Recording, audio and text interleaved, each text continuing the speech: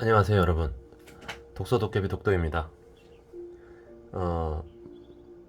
박경철의 자기혁명을 하고 있습니다. 제3장 나를 감동시키는 자기혁명 부분에 대해서 읽어드리겠습니다. 시작하겠습니다. 자기 삶의 혁명가가 되라.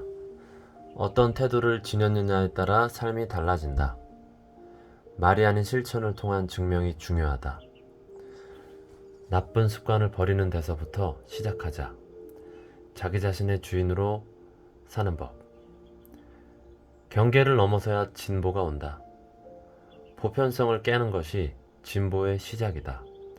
사회와의 긴장과 협력을 유지한 초월이 중요하다. 내면의 불길을 가다듬는 시간 청춘. 열정은 인생이라는 여정의 동반자다.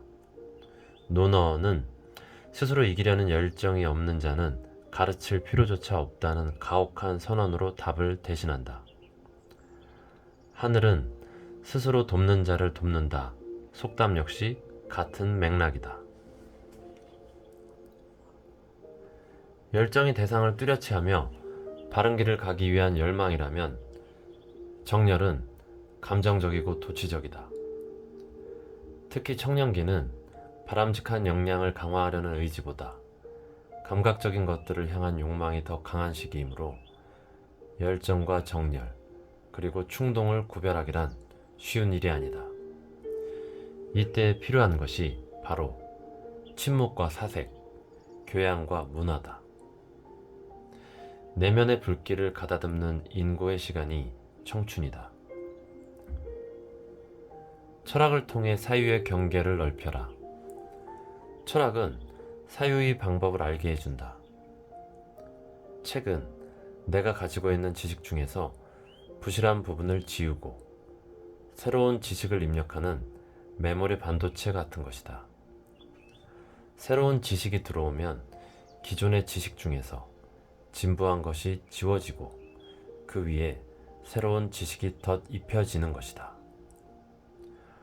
우리가 자기 자리에서 한 발 물러나 그 자리를 객관적으로 바라보는 것을 객관적 사유라고 할 때 그것이 잘 이루어진 것을 가리켜 비로소 통섭이라 부를 수 있다.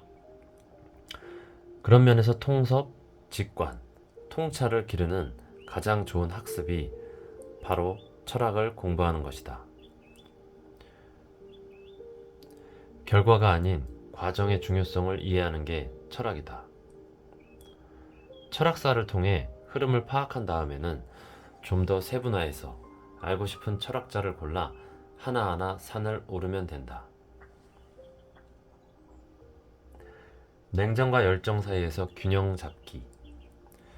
가슴으로 하는 사랑과 머리로 하는 사랑. 사람은 이성뿐 아니라 사물에 대해서도 반하는 감정을 느끼는데 이런 감정은 사실 영원하지 않고 곧바로 실증으로 이어진다. 반한다는 것은 근본적으로 실증을 예비하기 때문이다. 머리가 가슴과 충돌하면 혼란에 빠지고 고통이 뒤따른다. 특히 청소년기에는 더더욱 그렇다. 규율을 통해 사회를 배워야 하고 뜨거운 반항은 청춘의 특권이다. 청년기에 만난 이성은 단순한 호기심에서 시작해 교류와 소통을 통해서 상대를 알고 이해해 간다. 그 과정에서 사랑과 우정을 배우는 것이다. 때문에 반항 감정이건 사랑의 감정이건 그것은 모두 나에게 소중한 경험일 뿐 종착역은 아니다.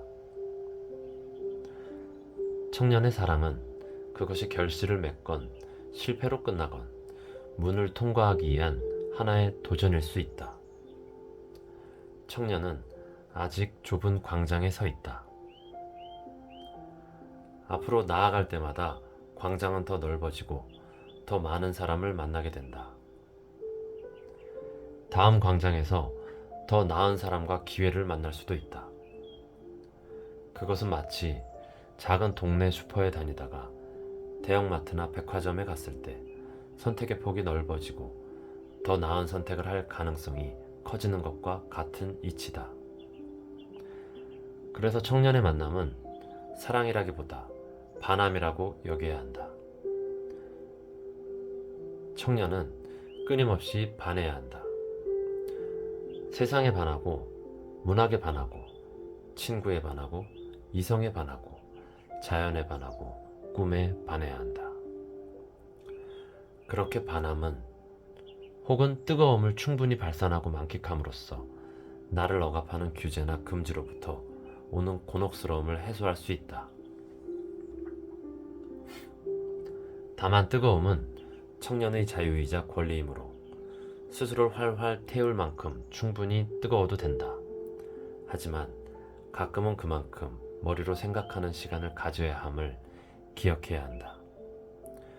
문이 하나씩 열릴 때마다 다음 광장에서 기다리는 스핑크스는 점점 까다로운 문제를 낼 것이다.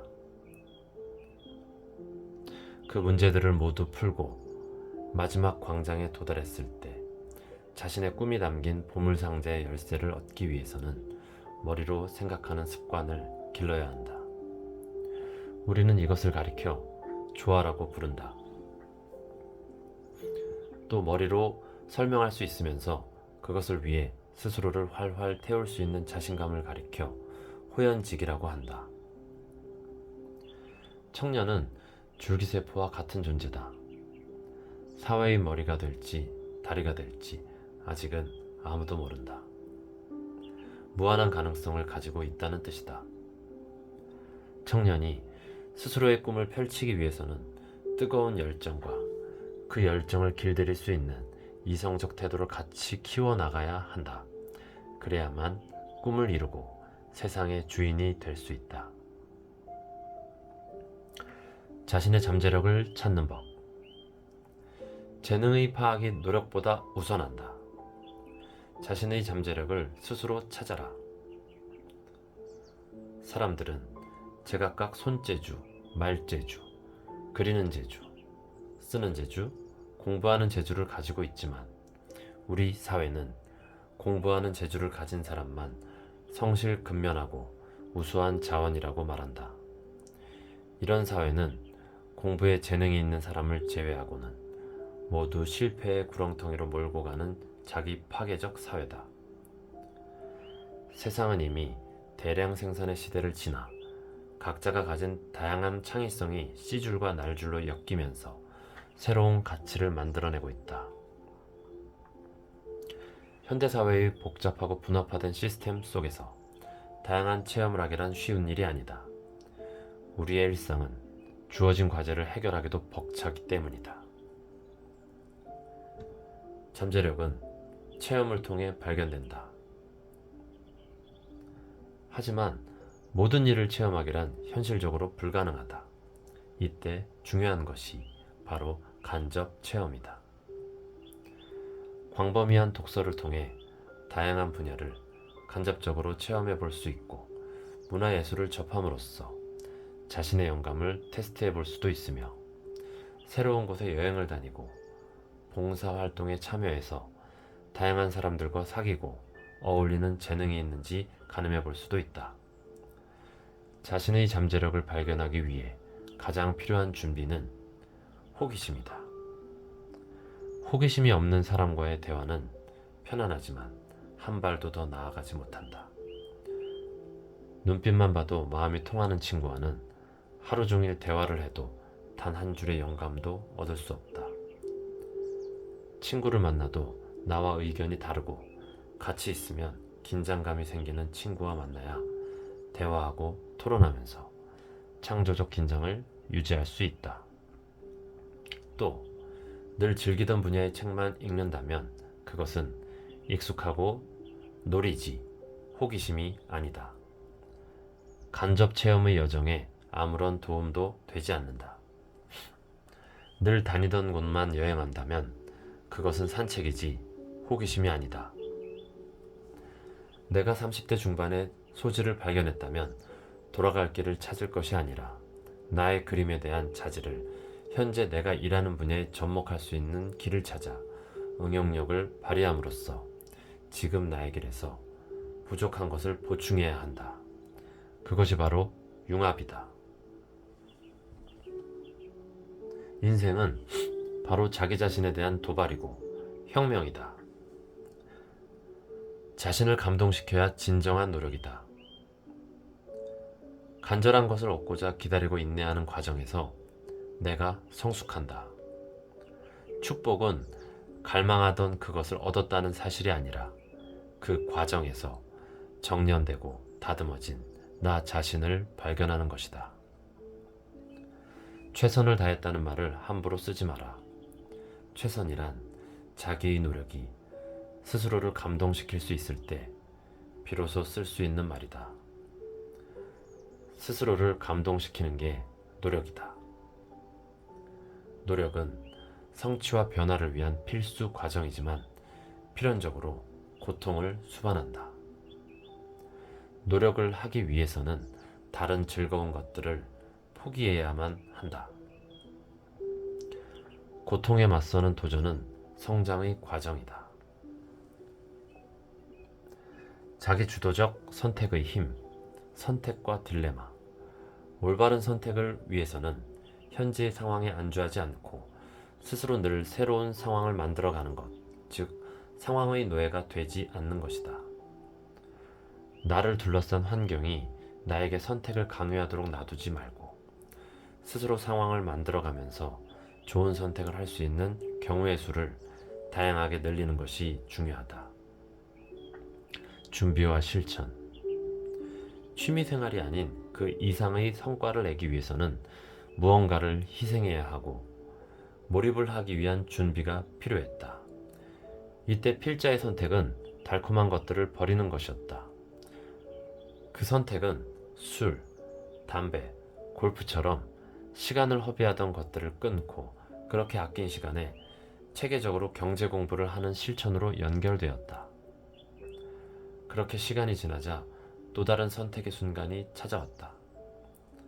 하지만 내 스스로 만든 상황이었기 때문에 후회는 없었다.